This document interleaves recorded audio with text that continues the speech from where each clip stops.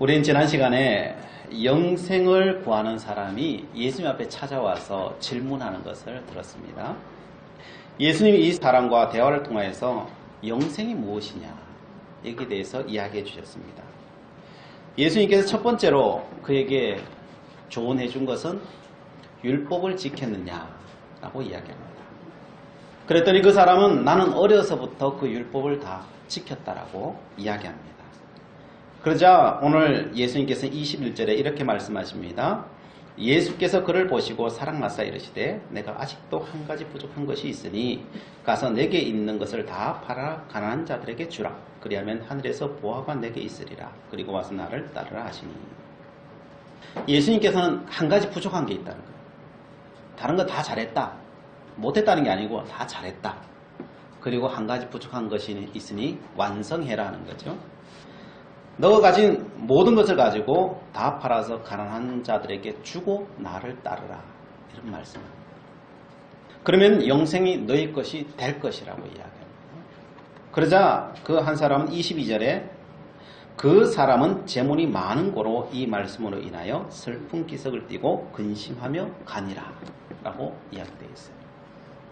이 한 사람은 재물이 많아서 결국은 영생을 선택할 것이냐 아니면 세상을 선택할 것이냐 이 두 기로에서 그는 영생을 사모했지만은 그 영생의 길로 가지 못하고 세상의 길로 가버렸다라고 하는 것이 오늘의 결론입니다.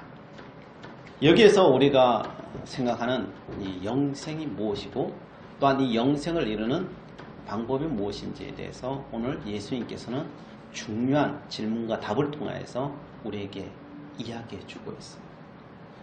여러분, 이 사람이 하나님을 안 믿은 사람이 아니에요. 오늘 우리들에게 주신 말씀이에요. 다른 사람한테 주는 말씀이 아니고요. 바로 예수 믿고 있는 우리에게 주시는 말씀이에요. 그걸 기억하셔야 됩니다. 사람들은 생각합니다. 그러면은 이 사람이 부자라서 그 길을 못 갔느냐 이렇게 생각할 수 있습니다. 한편으로는 그렇지만은 꼭 그렇게만 말할 수는 없습니다. 예수님께서는 세상적으로 부자냐 가난한 자냐 그것이 영생을 주고 영생을 주지 않느냐 이런 것을 말하자고 그런 게 아니에요. 여기에서는 예수님께서는 그가 부자기 때문에 그 부자라고 이야기한 거예요. 만약에 가난한 자가 왔다면은 예수님은 또 가난한 자에 대한 이야기를 하시면서 그에게 요구했을 거예요. 그냥 돈이 많냐 적느냐의 문제가 아니에요. 돈을 100만 원에게 남에게 주어라 라고 하면요. 어떤 부자는 내가 돈 많으니까 줄 수 있는 사람도 있어요. 그러나 어떤 부자는 자린고비처럼 한 푼 두 푼 해가지고 부자 된 사람도 있을 수 있잖아요. 그래서 부자가 돈 10원도 남을 줄 수 없는 사람도 있어요. 어떤 정말 가난한 사람은요. 내가 어렵게 살아봤으니까 정말 어려운 사람을 두고 빚을 내서라도 도와줄 수 있는 사람이 있어요. 그러나 어떤 어려운 사람은 가난한 자들은요. 정말 그 가난이 치가 떨려서 한 푼이나 더 모아야 되기 때문에 있는 자들의 구약으로 따지면 머리에 비듬까지도 취하려고 하는 사람이 있어요.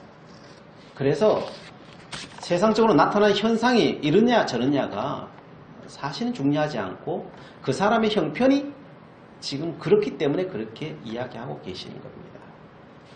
그래서 재물이 많고 적음은 영생에 있어서 어떤 절대적인 기준은 사실은 아니에요. 예수님 이야기하고자 하시는 것은 그겁니다. 이 부분에 대해서 더 자세한 내용은 다음 시간에 제가 한번 다시 나누도록 하겠습니다. 오늘 본문에서 정말 이야기하자고 하는 것은 무엇이냐, 예수님의 의도는 무엇이냐, 전체적으로 봤을 때 이 질문을 통해서 우리에게 주시고자 하시는 것은 정말 사람들은 자신을 보는 게 어렵다는 걸 이야기해 주는 거예요. 이 부자는 자기 자신을 정말 잘 보고 있다라고 생각했어요. 그러나 예수님이 말씀하시는 것은 너가 보지 못한 것을 보여주시는 거예요. 그래서 너가 너 자신을 정말 본다고 하는데 보지 못한다는 것을 드러내게 하시는 거예요. 오늘 예수님을 찾아온 이 사람은 세상적으로 봤을 때는요. 우리 세상적인 눈으로 봤을 때는 정말 대단한 사람이에요. 가진 것이 많은 사람인데, 근데 이런 사람들은 그 가진 것 때문에 거기에 눈을 빼앗겨버릴 수가 많거든요. 근데 거기에 눈을 빼앗기지 않고 진리를 쫓고 있단 말이에요. 이거는 보통 사람이 아니에요, 사실. 그 진리를 찾기 위해서는 누구보다도 정직하게 그 율법을 쫓아간 사람이에요. 오늘 이 땅에 그 사람이 우리 옆에 살아간다면은 아마도 신문지상에 올라갔던 사람일 수 있어요. 의인이에요.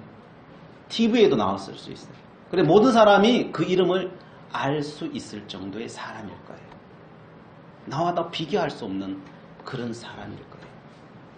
그런데 이 사람이 영생에 실패한 모습을 우리는 오늘 보고 있습니다.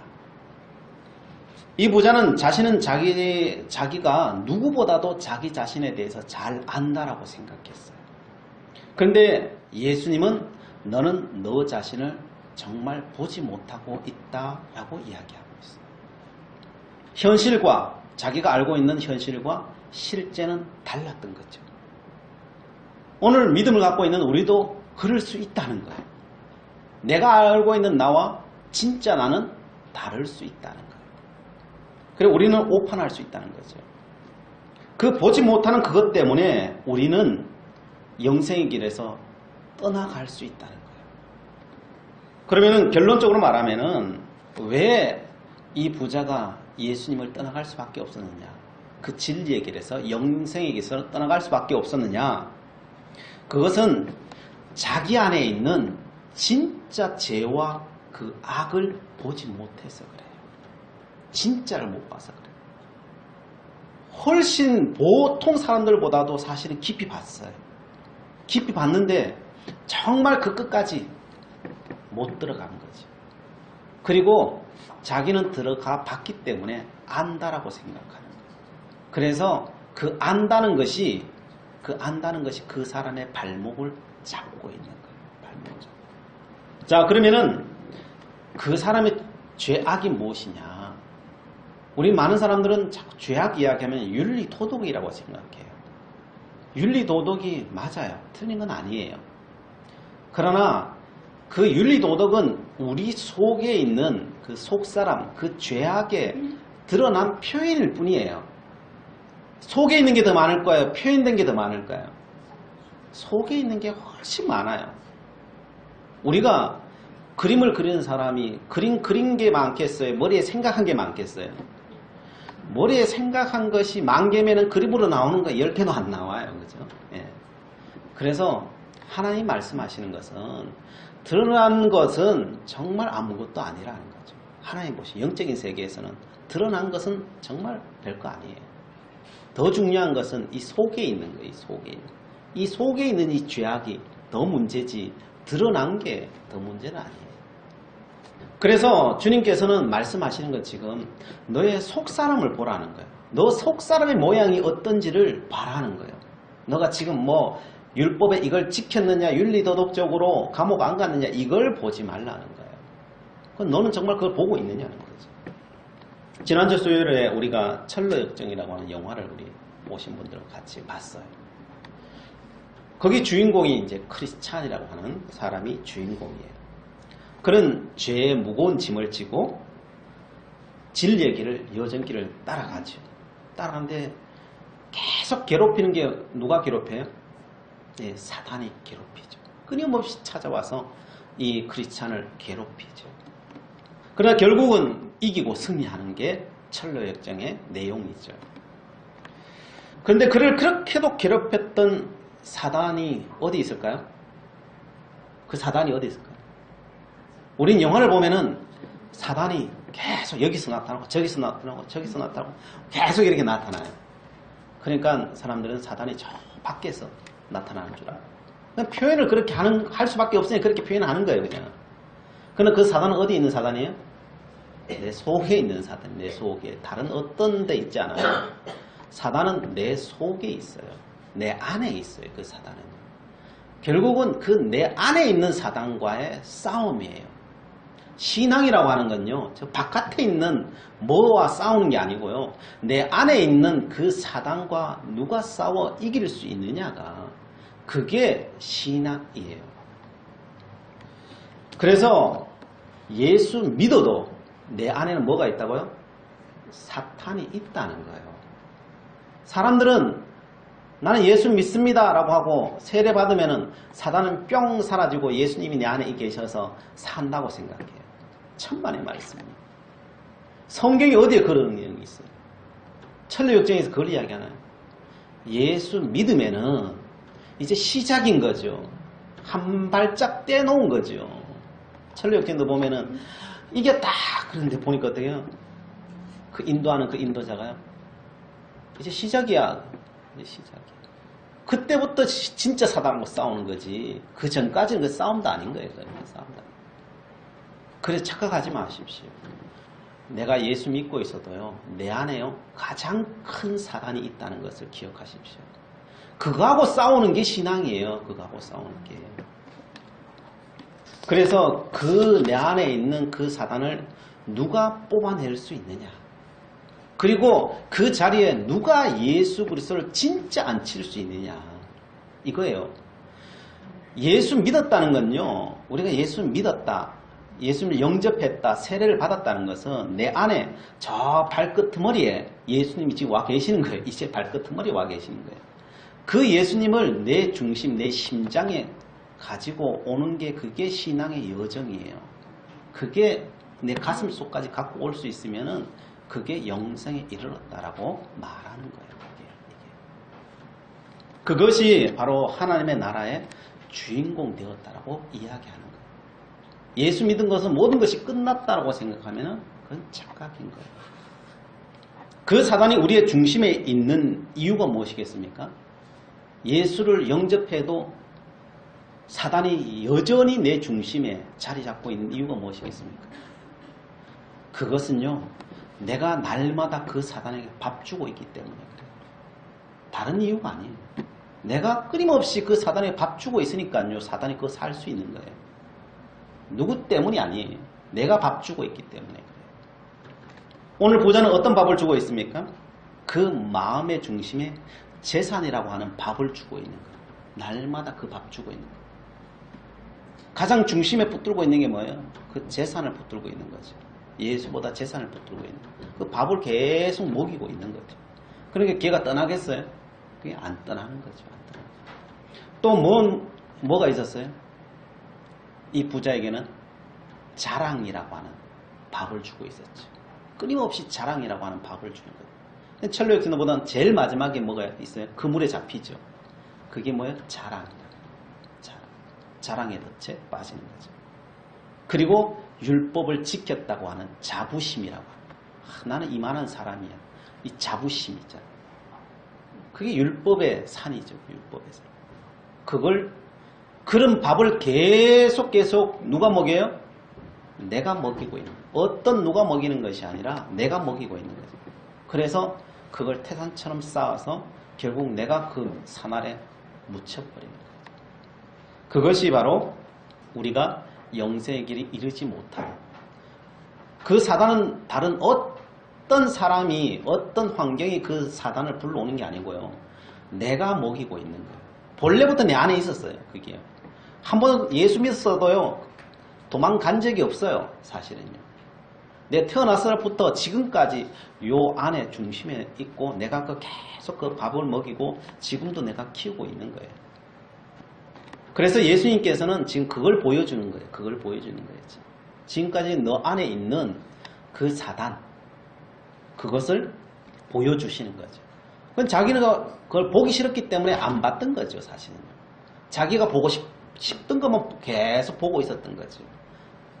그러면서 그것을 애써 감추고 안 보고 있던 그것을 예수님께서 눈을 열어주셔서 보게 해주시는 거죠. 그 길을 걸어가라 라고 이야기하는 거죠. 그러니까 갈등하는 거죠. 그리고 선택하는 거죠. 뭘 선택해요? 자기가 지금까지 밥 먹였던 그걸 잡는 거죠. 여러분, 사단과 싸워서 이기는 것은요, 다른 어떤 것이 아니라 내 마음의 결단이에요. 결단. 우리는 뭐 사단하고 만나면은 막 칼 들고 뭐 싸운다라고 자꾸 생각하는데 그 싸우는 게 아니고요. 그 싸움이 뭐냐면요. 내 마음에 결단하는 게 그게 싸우는 거예요. 그게 싸움. 하나님 내가 이렇게 마음 먹겠습니다. 선포하는 것부터 시작입니다. 그래서 입으로 시인하여 구원을 얻는 거예요. 입으로 시인. 내가 그렇게 살겠습니다. 그렇게 보겠습니다. 그리고 내가 한 발짝이라도 그 길을 걷겠습니다. 라고 하면서 걸어가는 거기에 하나님의 역사가 임하는 거죠. 그게 싸우는 거예요. 그게 싸우는 거예요. 그러면서 그 길을 걸어가면서 끊임없이 내 힘으로는 인간의 힘, 내 늘 밥 주는 내가 뭔 힘이 있겠어요. 그러니까 어떻게 해요?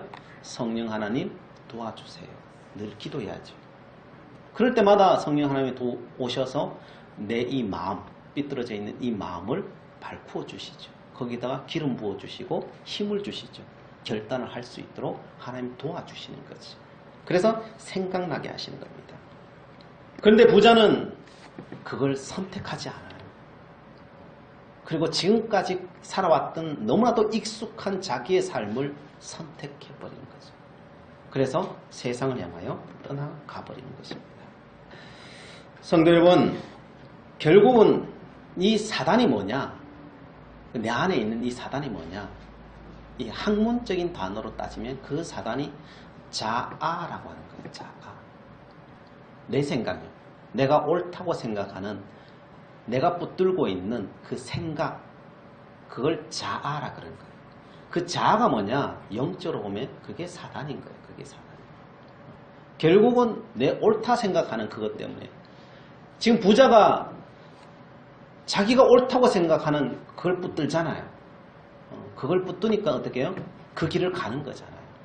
그게 사단에게 진 거예요. 그 길을 가는 거예요. 그걸 자아라고 하는 거예요.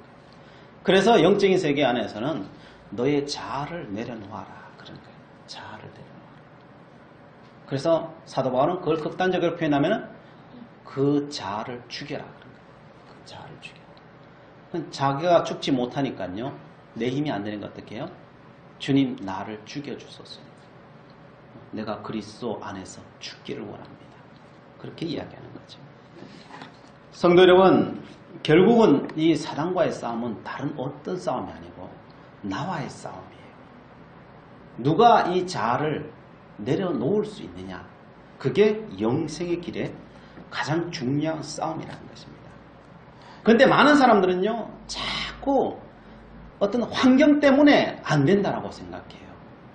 이 환경이 없어서 안 되고 저 사람 때문에 안 되고 누구 때문에 자꾸 이야기해요. 여러분 누구 때문에가 아니에요. 어떤 환경 때문에가 아니에요. 내 안에 있는 이 사단 때문에 안 되는 거예요. 내가 늘 밥 먹이고 있는 그놈 때문에 안 되는 거예요. 다른 어떤 것이 아니에요. 그걸 오늘 성경은 우리에게 말해주는 것입니다. 여러분 성경에서 말하는 것은 아무리 환경이 변한다 할지라도 너 스스로가 변하지 않으면 세상에 아무런 일도 안 일어난다는 거예요. 사실은. 내가 닥쳐오는 그 모든 환경에 내가 반응하고 있기 때문에 여기서 뭔 일이 일어나고 있는 거지 내가 반응하지 않으면 아무 일은 안 일어난다는 거예요. 사실. 마치 이와 같은 것입니다. 죽은 시체와 시비하는 사람 본 적 있어요? 죽은 시체하고 시비하는 사람은 아무도 없어요. 있다면 정신병자하고 술 취한 사람들. 요 사람 빼면은 죽은 시체하고 시비하는 사람 아무도 없어요. 멀쩡한 사람은 시비하지 않아요. 혹한 시체를 못 보고 걸려 넘어져가 팔이 부러지고 다리가 부러졌다 할지라도 누굴 탓해요? 못 본 나를 탓하지. 정말 안다면은 죽은 시체 앞에 걸려 넘어져가지고 뭐 머리 깨지고 다리 깨지고 다 깨져도 이놈의 눈 이걸 못 봐가지고 내가 넘어졌다 그러지. 그 시체 보고 이 나쁜 놈 이렇게 말하는 사람이 있어요.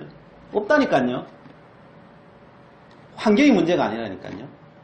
비록 환경이 시체 거기 누워져 있다 한다 할지라도 그 환경이 문제가 아니라니까요. 내가 못 본 내가 문제지. 못 본 내가 문제지. 내가 그래 못 산 내가 그 문제지. 문제가 아니라니까요. 그래서 우리의 싸움은요. 어떤 환경과의 싸움이 아니에요. 사실. 진짜 중요한 것은 내 자아와 싸움이에요. 내 안에 있는 사단과의 싸움이에요. 이것을 누가 제거할 수 있느냐, 제거할 수 없느냐의 싸움인 것입니다. 오늘 이 싸움에서 성경에서 가장 대표적인 예가 가인과 아벨의 예예요. 이 싸움에 대해서 가장 완벽하게 그 인생을 살아갔던 그 스토리로 따지자면은 가인의 스토리하고 똑같아요. 아담의 두 아들이 있었죠. 가인과 아벨이 있었어요. 가인이 형이고 동생이 아벨입니다. 가인이 그 동생을 죽였어요. 가인이 왜 동생을 죽였습니까? 그가 인터뷰 한다면 이렇게 말할 거예요. 가인이요. 하나님께서 아벨의 제사를 받고 나의 제사를 받지 않아서 내가 죽였습니다. 하나님께서 내 제사를 받지 않은 것은 아벨 때문입니다. 아벨의 제사가 내 제사보다 더 나았기 때문입니다. 아벨의 제사가 내 제사보다 못했다면 하나님께서는 내 제사를 받았을 것입니다. 그래서 내가 아벨을 죽였습니다. 이게 인터뷰 내용이에요. 어떤 부분에서 맞다는 생각이 들죠. 논리적으로 보면요. 그게 사단의 말이에요. 그게 사단. 충분히 이성적으로는 이해할 수 있을 것 같습니다. 그러나 가인의 말은 그냥 가인의 생각일 뿐이에요. 그 속에 있는 가인 안에 있는 사단의 말일 뿐이에요. 사실. 하나님은 이렇게 말합니다. 창세기 4장 7절에 공동번역으로 제가 읽어드리겠습니다. 내가 만일 마음을 잘못 먹었다면 죄가 내 문 앞에 도사리고 앉아 너를 노릴 것이다. 그러므로 너는 그 죄의 굴레를 씌워야 한다. 하나님은 뭐라고 말합니까? 마음을 잘못 먹었다. 너가 마음을 잘못 먹었다는 거예요. 네가 그 생각을 잘못했다는 거예요. 나는 너에게 그걸 가르친 적이 없다는 거예요. 그런데 너 스스로가 그 생각을 하고 있다는 거예요. 그래서 결국 너는 살인까지 갔다는 거예요. 그 마음을, 그걸 어떻게 마음을 먹느냐에 따라서 살인을 할 수도 있고요. 축복할 수도 있다니까요. 그걸 이야기하는 거예요. 그러자 살인한 뒤에 가인은 어떻습니까? 막 불안에 떨죠. 왜 불안에 떨어요? 다 자기 마음 같아서거든. 자기 마음으로 남도 자기를 그렇게 생각할 거라 생각하는 거예요. 그래서 자기가 누굴 죽였으니까 남도 자기를 그렇게 죽일 거라고 생각하는 거예요. 그러니까요, 모든 사람을 보는데 모든 사람을 보고 두려워 떠는 거예요. 다 자기를 죽일 것 같아요. 근데 정말 죽이나요? 아니죠. 그죠? 근데 자기가 그렇게 생각하고 있기 때문에 모든 사람이 다 그렇게 생각한다고 생각한다니까요. 그래서 불안해서 못 사는 거예요. 그러자 하나님께서 불안하지 말라 그러는데도 불안해요. 그래서 하나님께서 면죄부 주죠. 표 하나 주는 거예요. 뭐라고 줍니까? 창세기 4장 4절부터 15절에 무릇 나를 만나는 자마다 나를 죽이겠나이다 라고 하니까요. 여호와께서 그에게 이르시되 그렇지 아니하다. 가인을 죽이는 자는 벌을 7배나 받으리라 하시고 가인에게 표를 주사 그를 만나는 모든 사람에게서 죽임을 면하게 하시니라. 아니다. 그런데도 안 믿잖아요. 그래서 뭐예요? 면죄부를 주는 거죠. 표를 하나 줘가지고 믿게 하는 거예요. 이 사람이 이게 봐야 믿으니까 그 면죄부를 주는 거예요. 그 면죄부를 주고 이제는 너가 자유롭게 살아라. 영생의 길을 지금이라도 그 길을 닦고 걸어가라고 이야기하는 거죠. 근데 가인이 그 길을 걸어갔을까요? 못 걸어갔을까요? 성경에 나타나 있지 않죠. 근데 16절에 보면 이렇게 되어 있어요. 여기 끝이에요. 가인이 여호와 앞에 떠나서 에덴 동쪽 놋 땅에 거주하더니 라고 했어요. 여기 이제 끝인데, 자 그럼 가인은 어떻게 살았을까? 라고 생각해 보면요, 그 땅의 이름을 보면 알아요. 그 놋이라고 하는 땅의 각주를 보면요, 유리함이라고 하는 단어가, 그 해석하면 유리함이에요.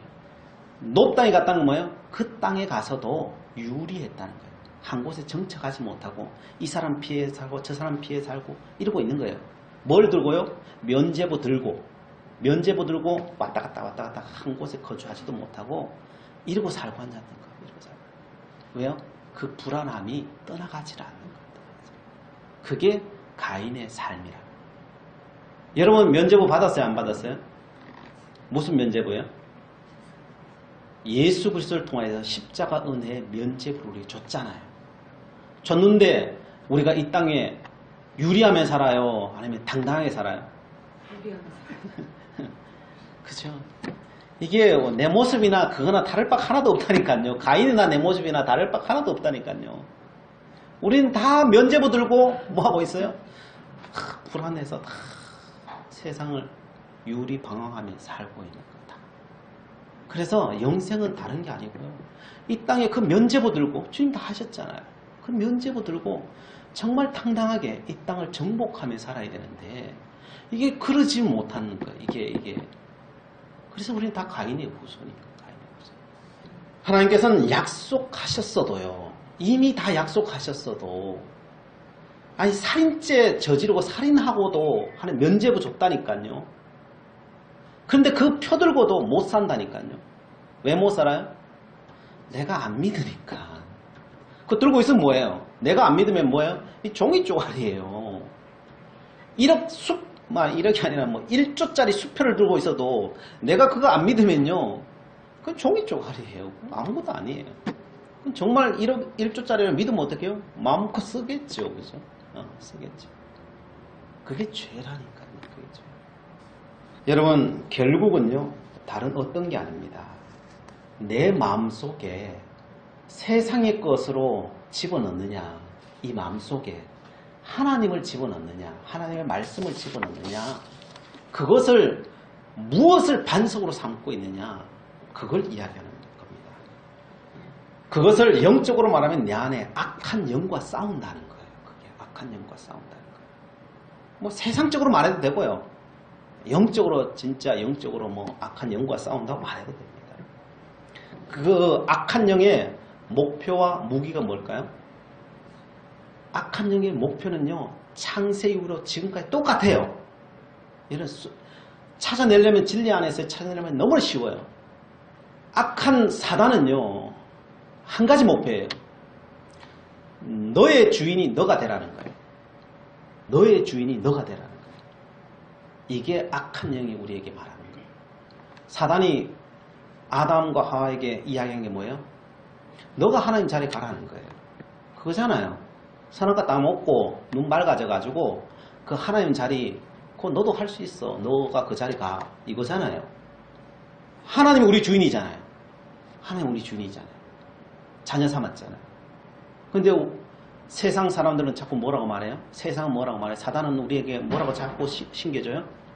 너의 주인은 너가 되어라는 거예요. 너의 주인은 너의 자아를 키워라. 너의 주인이 너잖아.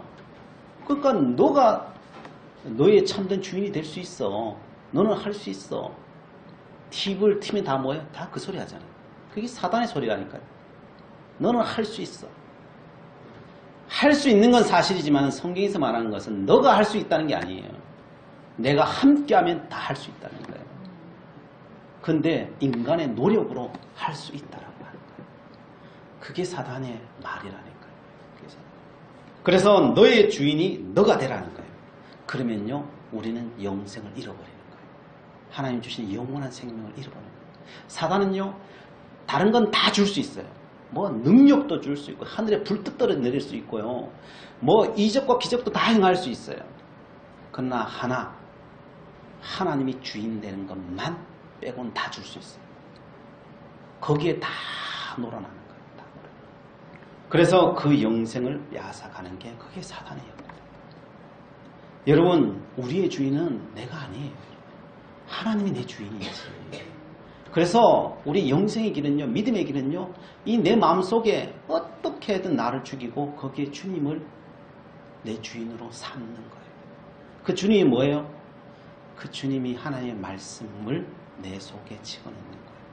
그리고 하나님 그 말씀을 준다고 또 내가 그 길을 걸어갈 수 있나요? 말씀을 줘도 못 걸어가요. 우리는. 그래 어떻게 해야 돼요? 성령 하나님 도와주세요. 날마다 도우심을 구해야지. 그 은혜가 올 때만이 그 길을 걸어갈 수 있습니다. 그래서 그 은혜를 구하면서 그 길을 걸어가는 거죠. 그래서 이루는 길이 영생의 길이죠. 그런데 그러면 사단이 가장 즐겨 쓰는 무기가 뭡니까? 그게 비교라고 하는 무기를 사용해요. 사단은 비교라고 하는 것을 가지고 끊임없이 우리를 유혹해요. 가인과 아벨이 그 살인죄, 가인이 아벨을 죽이고 살인죄를 저질렀는데 무엇 때문에 저질렀어요? 비교 때문에. 비교. 내가 아벨만 없었으면은 내 제사 받았을 건데. 이렇게 생각한다니까요. 저 아벨만 없었으면. 여러분, 아벨이 없어도 그 제사는 하나님 안 받아요. 근데 사람들은 끊임없이 핑계를 대요. 저 아벨만 없으면 내 제사 받았을 건데. 자꾸 이렇게 생각한다니까요. 그래서 자신의 위치를 어떻게 세워요? 자신의 위치를 다른 사람들의 위치에서 내가 밑에 있냐 위에 있느냐 이것으로 내 위치를 자꾸 찾으려고 해요. 그러면은 우리 시험에 들어요. 하나님은 그게 아니에요. 하나님의 말씀에서 그 앞에 있으라는 거예요. 하나님 말씀 앞에. 오직 하나님의 말씀 앞에서 너의 위치를 잡으라는 거예요. 다른 어떤 것이 아니에요. 하나님 말씀 앞에서 절대적인 하나님 말씀 앞에서 너의 위치를 잡아야지 어떤 움직이는 이 환경과 그 사람에게서 그 위치를 잡으려고 하면요. 이 환경은 날마다 들쭉날쭉 하는데 나도 날마다 들쭉날쭉 할 수밖에 없잖아요. 그러면 우리는 흔들릴 수밖에 없다니까요. 그러니까 살인을 하게 된다니까요. 하나님은 누구와도 비교하지 않는다는 거예요. 우리 한 사람 한 사람을 어떤 누구하고 비교하지 않아요. 오직 하나님의 말씀 앞에서 우리를 볼 뿐이에요. 그럼 잘못했으면 잘못했다 그러고 잘했으면 잘했다 그러시는 거예요. 어떤 누구와도 비교하지 않아요. 하나님께서 그 말씀이 뭐냐? 하나님의 그 말씀이 뭐예요? 하나님의 말씀이 바로 사랑과 용서, 그것을 합치면 뭐예요? 그 십자가예요. 나는 십자가를 통해 너희들을 볼 뿐이다. 사랑과 용서를 통해 난 너희들을 볼 뿐이야. 면죄부 주잖아요. 살인했는데 면죄부 주잖아요. 이거예요. 그리고 또 뭘 말해요? 성령 안에서 의와 평강과 희락이라고 하죠. 로마서 14장 17절이죠. 하나님의 나라는 먹는 것과 마시는 것이 아니요. 이건 환경적인 게 아니라는 거예요. 오직 성령 안에 있는 의와 평강과 희락이라. 영생은 저 하늘나라 가야 이루어지는 게 아니에요. 실제 완성되는 그 하늘나라에 완성되겠죠. 그러나 이 땅에서부터 시작되는 거예요. 내가 정말 영생의 사람이냐 어떻게 판가름할 수 있을까요? 네 안에 의로운 길을 향하여 쫓아가고 하지 않은 그 마음이 있느냐, 그 결단함이 있느냐, 그리고 너 안에 평강이 있느냐, 평강이 있느냐, 너 안에 희락, 기쁨이 있느냐. 어떤 환경과 상황 속에서도 너가 의를 쫓아갈 마음이 있느냐. 이러면 이렇고 저러면 저렇고 이런 게 아니고요. 어떤 환경이 온다 할지라도 의롭게 쫓아갈 마음이 있느냐. 그리고 너 마음속에 평안함이 있느냐. 그 상황이 흔들리지 않을 수 있느냐. 그리고 너 마음속에 어떤 것이 오더라도 기쁨으로 그것을 받아낼 수 있느냐. 너가 그거 할 수 있으면은 너는 이미 영생에 이르렀다는 거예요. 이미 이르렀다. 완성은 나중에 되겠지만은 가고 있다는 거예요. 그 길로 가고 있다는 거예요. 여러분, 많은 믿음의 사람들이 오늘 부자처럼 의와 평강과 그 희락을 기준하지 못하고 있어요. 세상의 물질, 세상의 자부심, 이런 걸 자꾸 붙들려고 해요. 그것으로 자기 자신을 평가하려고 해요. 그것은 평가의 기준이 아니에요. 십자가와 의와 평강과 희락이 기준이에요. 그 기준 앞에서, 말씀 앞에서 나를 보고 내가 영생의 길로 가고 있는지 아닌지를 평가해야 됩니다. 그런데 사단은 끊임없이 그 말씀을 놓아두고 세상적인 것 가지고 너의 자리를 봐라. 잘 살면은 내가 하나님 잘 사는가 보다. 복을 많이 받은 거다. 자꾸 이런 것 가지고 못 살면은 내가 하나님 저주받은 거. 요걸 가지고요. 이걸 가지고 내 신앙을 평가하려고. 그게 사단이 주는 말. 사단이 주는 생각. 거기에 넘어지면요, 우리는 못 가는 거예요. 영생의 길을 향하여서 우리가 달려가지 못하는 겁니다. 성도 여러분, 그래서 세상을 기준 삼지 마십시오. 뭘 기준 삼으라고요? 그러면요, 하나님의 말씀을 기준 삼으라. 그 말씀을 기준 삼고 그 말씀 앞에서 살아가라는 거예요. 제가 키가 작은 이유가 뭔지 아세요? 키가 작은 이유가 뭔지 아세요? 조재현 장로님 때문에 그래요. 강경철 장로님하고 우리 강장은 지사님하고 몇 사람 때 뭐 임평란 지사님하고 몇 사람 때문에 저 사람들만 없으면은 나는 키가 작지 않아요. 절대 내가 작지가 않아요. 내가 작지가 않아요. 저분들 때문에 내가 작다니까요. 그죠? 우린 그렇다니까요. 환경을 따지면요, 그것으로 기준 잡으면요, 나는 작은 사람이고 나는 한평생 내가 키 작은 사람으로 살아간다니까요. 저 사람들 없으면 나는 결코 작지 않은데. 근데 작다 크다를 누가 정의해놨어요? 우리는 누구를 기준해서 작다 크다를 정의해놨기 때문에 내가 작다고 생각하는 거예요, 사실은요. 만약에 모든 사람들이 개미하고 비교했었다면은 나는 거인이에요. 그냥 걸리버예요, 걸리버. 나보고 작다고 생각하지 않고 나도 그 작다는 것 때문에 피해의식을 느끼면서 살아가지 않는다니까요. 도리어 너무 커서 내가 피해를 느낄 수 있겠죠. 그죠? 우리가 불행한 이유는 우린 자꾸 환경 때문이라고 생각해요. 환경 때문이 아니라는 거예요. 사단이 심어놓은 비교를 통하여서 우리에게 심어놓은 그 무기에 우리가 상처를 입었습니다. 수많은 상처를 입어서 거기에 우리가 넘어지는 거예요. 하나님은 우리 보고 내가 키가 작든 내가 뭐 팔이 길든 작든 그것 가지고 너 못났니 잘났니 하나님은 한 번도 이야기한 적이 없어요. 하나님이 쓰신 사람은 누굴 썼어요? 오른손잡이를 쓴 게 아니라 왼손잡이 에옷을 썼어요. 그 사람 썼다니까. 하나님은 역사의 주인공 타장 남이 쳐들어와서 빼앗아갈까봐 타장고 그 웅덩이만한 거 그 땅 파놓고 거기서 타작하고 있는 겁쟁이 기도원을 써서 물리쳤다니까요. 그것도 많은 것도 300명 데려가가지고 물리쳤다니까요. 여호수아가 뭐 대단한 사람이에요. 날마다 근심걱정에 두려워 떨어서 하나님께서 날마다 와서 하는 말이 첫 번째 하는 말은 두려워하지 말아라. 그 사람 써서 하나님께서 가나안 땅을 정복했다니까요. 우리는 환경에 매여 살지만 하나님은 우리를 절대 그렇게 한 번도 본 적이 없다는 거예요. 그래서 사도 바울은 뭐라고 말해요? 나의 약함이 자랑이라고 하죠. 약함이 자랑이다. 내 자아가 강한 사람은요 한 번도 그걸 깨보지 못해요. 평생을 가도 깨보지 못해요. 그러나 자아가 도리어 약했던 사람은요 도리어 그것 때문에 하나님 붙들어서 세상에 가장 위대한 삶을 살고 하나님 앞에 가더라는 거예요. 그래서 그 환경을 보지 말라. 지금 그 부자는 그 환경, 비교하는 그 환경을 자기의 인생의 기준으로 삼아서 결국은 넘어진 거예요. 주님은 지금 그걸 이야기해요. 영생의 길은 뭐냐? 나를 중심에 보시라. 나의 길을 따르라. 주님께서 뭐라고 말해요? 앞에 그 말을 한 이유는 사랑하사 그런 표현이죠. 사랑하사. 내가 이 모양으로 생긴 건요. 나를 사랑하사 나를 최선의 길을 만들어 놓은 거라니까요. 믿어야 된다니까요. 결국 우리의 결단이요. 내가 나를 어떻게 볼 것인가. 믿을까의 문제예요.